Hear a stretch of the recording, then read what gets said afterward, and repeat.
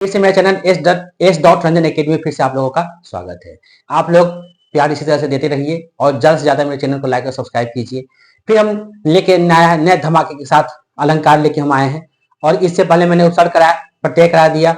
अब हम अलंकार कराएंगे। अलंकार होता क्या है, अलंकार का मतलब क्या होता है, अलंकार आया कहां से, क्यों अलंकार कहते हैं, उसको इंग्लिश में क्या बोलते हैं हम लोग, और अलंकार का शब्द का मतलब क्या होता है। अलंकार का मतलब होता है आभूषण, और आभूषण बनता है जैसे कोई भी लेडीज अगर आभूषण पहनती है तो कितना अच्छा लगता है, कितना उसकी निखार ही अलग हो जाता है, सुंदरता उसके अंदर आ जाता है उसके।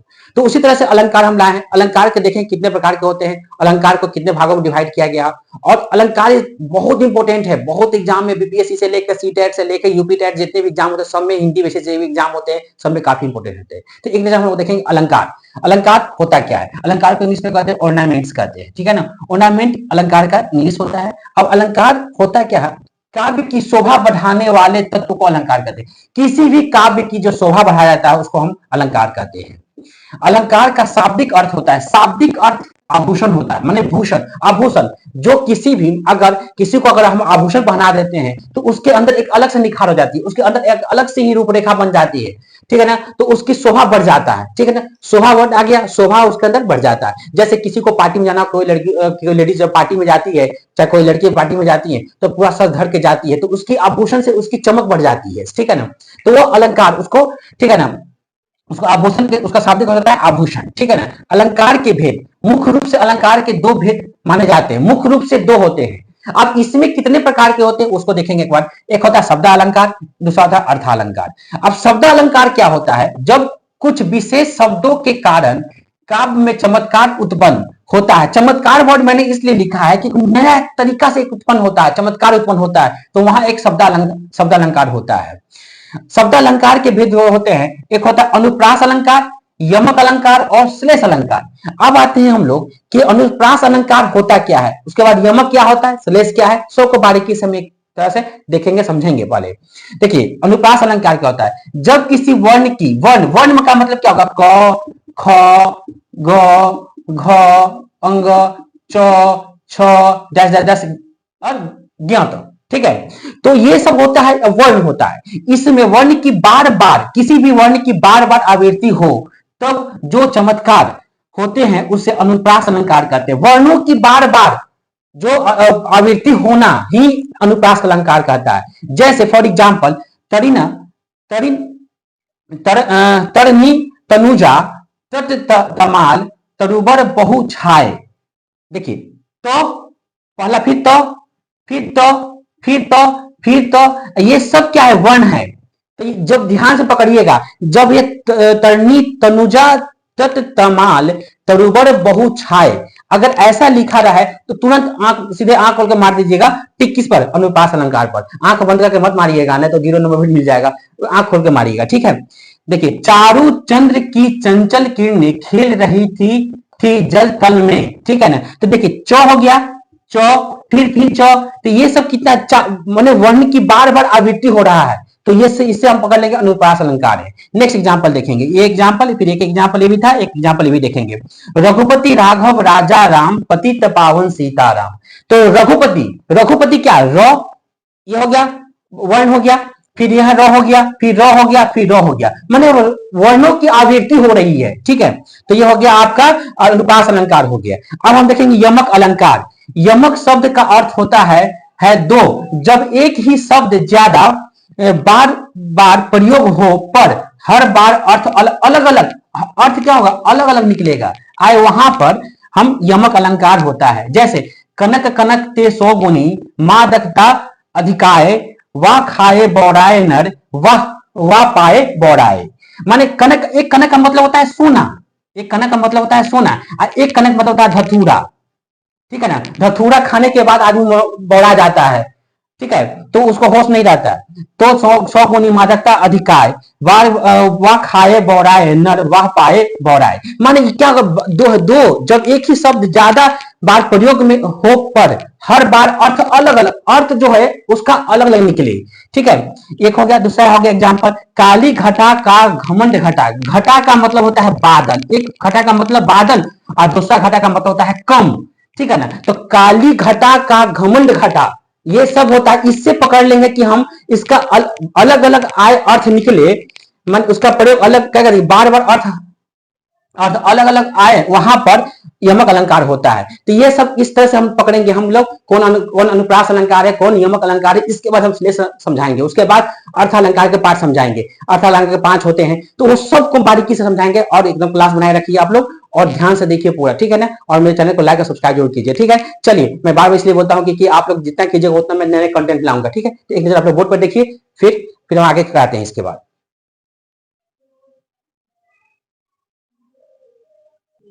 चलिए, तो फिर हम लोग नेक्स्ट देखेंगे आपको श्लेष अलंकार होता क्या है। गौ श्लेष अलंकार, जहां पर कोई एक शब्द एक ही बार आए पर उसके अर्थ अलग अलग निकले, वहां पर श्लेष अलंकार होता है। माने अर्थ अलग नहीं निकलता है, उसको हम श्लेष अलंकार कहते हैं। जैसे रहीमन पानी राखिए, बिन पानी सब सून, पानी गए न उबरे, मोती मानुष चुन। देखिए, अब पानी, यहां भी पानी, यहां भी पानी, ये भी पानी, ठीक है ना। तो क्या करें, जहां पर कोई एक शब्द एक ही बार आए पर उसके अर्थ अलग अलग निकले, शब्द आए लेकिन इसके सबके अर्थ, पानी का अलग अर्थ होगा, इसका अलग, इसका अलग, मतलब सबका डिफरेंट अर्थ निकले, ठीक है ना। तो उसको हम लोग कहते हैं श्लेष अलंकार। सीधे सीधी चलते राह जो, रहते सदा निशंक, जो करते विलप उन्हें हरि का है आतंक।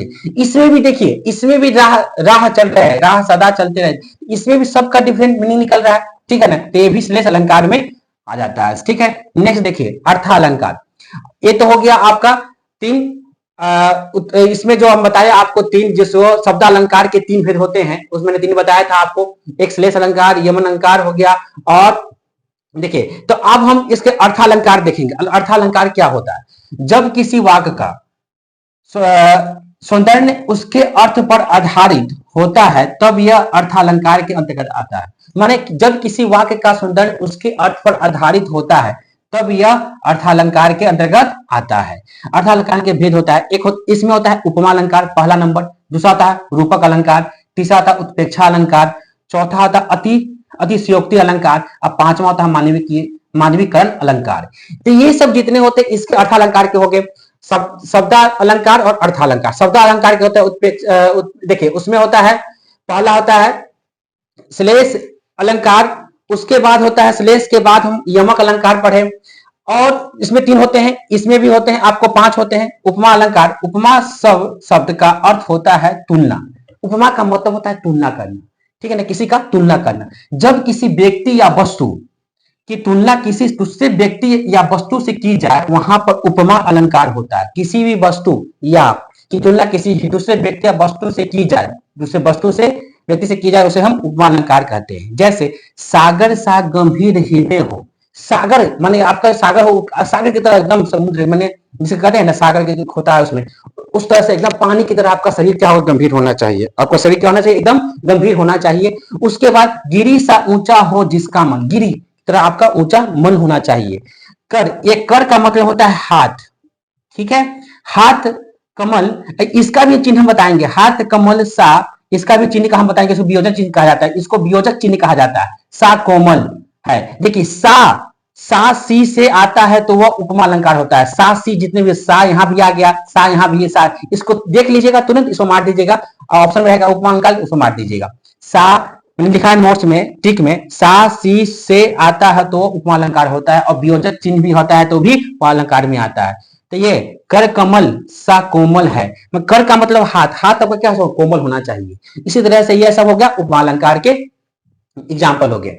तो ये टोटल एक श्लेष अलंकार, अर्थालंकार, उपमा अलंकार हो गए। अब हम पढ़ाएंगे रूपक अलंकार, उत्प्रेक्षा अलंकार, अतिशयोक्ति और मानवीकरण। तो एक नजर आप लोग बोर्ड पर देख लीजिए पहले। चलिए, तो देखेंगे हम नेक्स्ट है उपमा के अंक। उपमा के अंग कौन कौन से होते हैं। उपमेय, जिस वस्तु, पहला होता है उपमेय, जिस वस्तु की समानता किसी दूसरे पदार्थ से दिखाया जाए वह उपमेय होता है। किसी की जो प्रधानता दूसरे पदार्थ से दिखाया जाए उसे हम उपमेय कहते होते हैं। जैसे कर कमल सा कोमल, कर का मतलब होता है हाथ, ठीक है, हाथ। तो इसमें इस उदाहरण में कर क्या है, उपमेय हो गया। कर क्या हो गया, एक ये उपमेय हो गया, ठीक है ना। दूसरा आता है उपमान, उपमेय को जिसके समान बताया जाए उसे उपमा कहते हैं।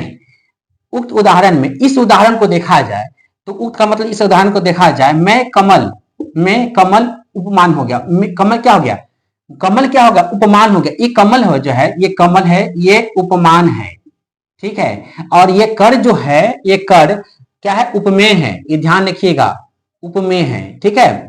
उसके बाद आते हैं हम लोग उरूपक अलंकार। जब अपमान और उपमेय में अभिन्नता अभिन्नता या अभेद दिखाया जाए तब यह रूपक अलंकार कहलाता है। जैसे मैया मैं तो चंद खिलौना, देखिए यहां पर वियोजक चिन्ह जो है, यहां पर सा अगर होगा तो ये गलत हो जाएगा, सा नहीं होगा, सा देखिए मैं लिखा सा सी से नहीं होता है इसमें, ठीक है ना। ये तो रहेगा ही, यहाँ पर सा खिलौना, सा वर्ड नहीं होगा, चंद सा होगा तो ये गलत हो जाएगा। तो इसको हम किसमें समझेंगे, हम लोग सा वाला वर्ड आएगा तो किसमें समझेंगे, हम लोग उपमेय में देखेंगे, ठीक है। तो उसके बाद इसमें क्या है, इसमें सा नहीं होगा, मैया मैं तो चंद सा खिलौना ले आऊं। दूसरा है चरण कमल, ये देखिए ये वियोजक चिन्ह है, वियोजक चिन्ह है, बंदो हरिराई। तो ये सब पकड़ेंगे इस चीज के लिए। तो इसमें क्या है, अपमान अपमान और उपमेय में अभिन्नता या अपभेद दिखाया जाए, दोनों में अभिभेद दिखाया जाए, उसको हम रूपक अलंकार कहते हैं, ठीक है।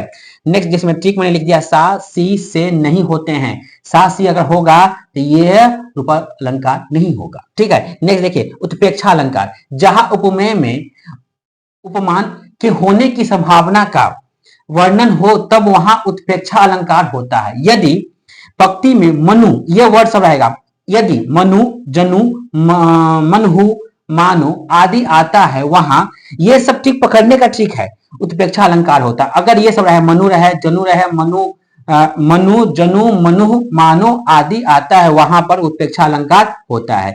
मुख मानो, मानो आ गया, इसे पकड़ लेंगे हम, मानो चंद्रमा है, मुख आपका क्या है, मानो चंद्रमा के समान है, सुंदर, अच्छा। उसके बाद सखी सोहित गोपाल के उड़ गुंजन की माल, बाहिरी सलित, देखिए सलित ललित लसित मानो पिए दावनल की ज्वाल। यहां पर भी ध्यान रखिएगा, मानो मानो वर्ड आ गया तो इसको हम उत्प्रेक्षा अलंकार समझेंगे। जहां जहां मानो वर्ड आ जाएगा उसको उत्प्रेक्षा अलंकार समझेंगे, जहां सा सी से आ जाए उसको हम उपमा अलंकार समझेंगे। तो ये सब ट्रिक होता है पकड़ने का, ठीक है। तो एक नजर आप लोग बोर्ड पर देख लीजिए पहले।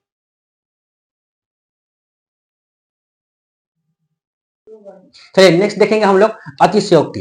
अतिशयोक्ति अलंकार होता क्या है, जब किसी बात का वर्णन बहुत बढ़ा चढ़ा कर, किसी का नहीं तो बढ़ा चढ़ा के बोलना, बढ़ा चढ़ा कर किया जाए तब वहां अतिशयोक्ति अलंकार होता है।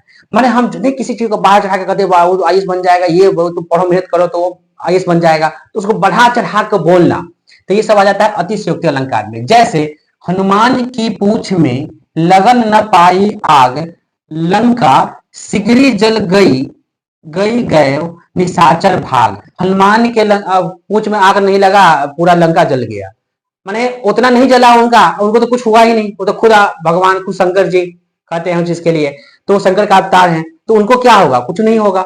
इसीलिए कहा जाता है कि हनुमान की पूंछ में लगन न पाई आग, लंका सिगरी जल गई निशाचर भाग। निशाचर क्या हो गया, वहां से वो भाग गया, ठीक है। निशाचर क्या हो गया, वहां से वो निशाचर गया, सब भाग गया निशाचर, ठीक है। अब आते हैं नेक्स्ट में, मानवीकरण अलंकार होता क्या है। मानवीकरण अलंकार होता है जितनी भी प्रकृति चीज होती हैं, प्रकृति पेड़ पौधे से लेके सब में मानवीकरण अलंकार होता है। तो उसको एक नजर हम लोग देखेंगे क्या होता है। जब प्राकृतिक चीजों में मानवीय भावनाओं के होने का वर्णन हो तब वहां मानवीकरण अलंकार होता है। जब प्राकृतिक चीजों में मानवीय भावनाओं के होने का वर्णन हो तब वहां मानवीकरण अलंकार होता है। जैसे फूल हंसे कलिया मुस्काई, कलिया क्या होगा, मानवीकरण, ठीक है ना। कलिया हो गया, अब देखिए फूल जब होगा, इसमें ये प्रकृति का चीज है फूल, अब उसमें जब आया तो कलिया क्या होगा, मानवीकरण हो गया उसके अंदर, हमने मुस्काएगा चीज के लिए, ठीक है ना। मेघ आए बड़े बन ठंड के संभर के, जब बारिश होता है देखते हैं, अब पहले पूरा बादल छा जाता है, फिर धीरे धीरे धीरे धीरे तो उसके बाद पूरा बादल हो जाता है, बारिश होना स्टार्ट कर देता है, कितना संभल के आता है। जैसे आपको कहीं पार्टी में जाना होता है एकदम पूरा सर धर के क्रीम पाउडर लगा के जाते हैं, उसी तरह से इसमें बन ठन के संभर क्या, ये भी हो गया मानवीकरण, ठीक है ना, ये भी आ गया मानवीकरण में आ गया। कलियां देखिए कलियां दरवाजे खोल खोल जब झुरमुट में मुस्कुराती है, माने कलियां जो होती है देखते हैं पूरा एकदम होता है, उसके बाद धीरे धीरे धीरे धीरे वो आके खिलता है, मुस्कुराहट उसके अंदर आता है। जैसे देखते हैं एक फ्लावर जो होते हैं पहले कली होता है, उसके बाद फिर धीरे धीरे वो फ्लावर बन जाता है, उसी तरह से जुटाते हैं, कई झुंड में रहेगा वो तब वो फ्लावर अच्छा से वह बन जाता है। तो इसी कहा जाता है कि ये पूरा आपका अलंकार मैंने करा दिया ट्रिक के थ्रू, और जितने भी ट्रिक था मैंने निकाल दिया इसमें, और जितने भी अनुप्रास अलंकार देखिए, शब्द अलंकार मैं रिपीट कर देता हूं, शब्द अलंकार के 3 प्रकार के होते हैं जो मैंने पढ़ाया आपको। शब्द अलंकार के उसमें होता है अनुप्रास अलंकार, उसके बाद से श्लेष अलंकार और यमक अलंकार हो गया। इसमें अब अर्थालंकार के 5 होते हैं जो मैंने अभी अभी करवाया, उपमेय हो गया, उसके बाद उत्प्रेक्षा हो गया, अतिशयोक्ति, मानवीकरण, तो ये सब 5 टाइप के इसमें आगे अर्थालंकार के हो गए। तो आप लोग एक नजर एक बोर्ड पर देख लीजिए, और उसके बाद जो भी डाउट होगा कमेंट्स में आप में डालिएगा उस चीज के लिए, और कोई भी डाउट हो तो कमेंट्स में डालिएगा, फिर से उसके बाद फिर मैं आपको बताऊंगा कमेंट्स में, मैं आपको कमेंट्स पढ़ूंगा तो फिर मैं आपको रिपीट करूंगा। और मेरे चैनल को लाइक और सब्सक्राइब जरूर कीजिएगा। देखिए आपके मोटिवेशन से मुझे प्रेरणा मिलती है, तो सबसे बड़ी चीज क्या है कि आप मोटिवेट कीजिएगा तो मैं नए नए कंटेंट लाऊंगा, नए नए, मैं बार बार इसलिए बोलता हूँ कि कंटेंट एक ऐसा चीज होता है कि जो आपको समझ समय कम रहता है, पढ़ना रहता है आपको, तो वो एग्जाम आपके अच्छे से निकले। बीपीएससी से लेके जितने भी एग्जाम होते हैं सब में बहुत इंपॉर्टेंट आता है ये सब चीज, सब जितने भी एग्जाम होते हैं हिंदी के विषय से में बहुत काम आते हैं। तो आप लोग एक नजर देख लीजिए, उसके बाद फिर एक नजर देख लीजिए, फिर मैं कुछ आपको बताता हूँ कि अब हम नेक्स्ट जो क्लास लेके आएंगे उसको किस तरह से हम लोग करेंगे, ठीक है ना। तो फिर हम अब आते हैं कि हम इसके बाद हम जो लाएंगे आपको वाक्य लाएंगे नेक्स्ट क्लास में। उसके बाद मेरे चैनल को लाइक और सब्सक्राइब कीजिएगा, और जो भी डाउट होगा मेरे कमेंट्स में डाल दीजिएगा। फिर हम नेक्स्ट वीडियो में मिलते हैं आपके और नए जोश के साथ, वाक्य के साथ मिलेंगे, वाक्य मिलेंगे। तब तक के लिए जय हिंद, जय भारत।